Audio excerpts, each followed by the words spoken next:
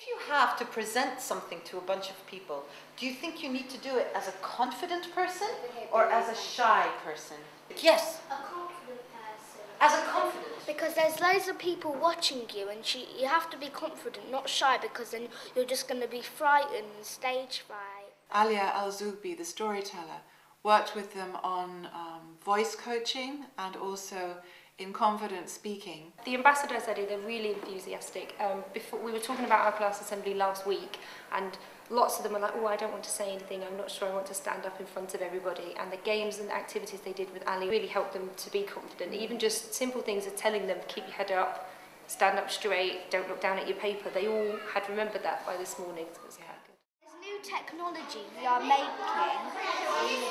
like in the future, that we're making. So what do you think we can... And so the children have been able to articulate what it is we need to do in order to reduce the amount of carbon dioxide in the atmosphere. It's important to teach this kind of thing at school. The children are encouraged to switch off lights as we leave the room and to switch off computers.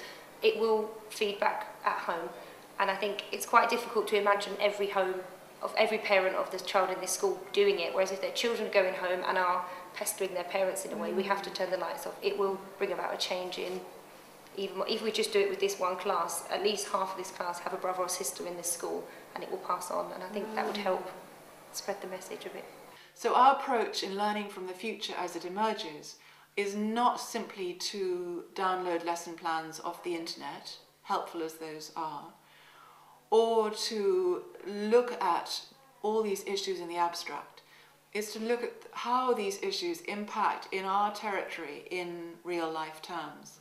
So that's why we've gone to Barking Power Station, which is just a few miles east of Gallions School, and why we've invited Peter North, the engineer who's designing the heat main, to come into the school, and why we've really looked at how to map our own territory.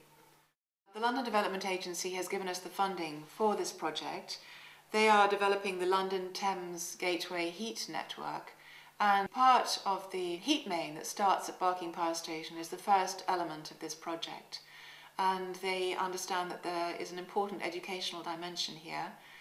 The whole project really has been about behaviour change. How can you educate for behaviour change in an upbeat and positive way, not in a doom and gloom way about the future, but saying we can achieve a better future through making these changes, that although we have to abandon use of fossil fuels in the form of petrol in our cars, this doesn't mean that the future is bleak. If we use our creativity, if we build community, if we're very experimental in the way that we tackle these problems, we can create a better future. We would love to see more schools join this program and for children to start learning from each other. So one school could study a recycling project, another could possibly study the Thames barrier. There's so many things in London that are happening now, and by working within a community, whether it's your classroom or within your family or within your school, you can make a difference about climate change.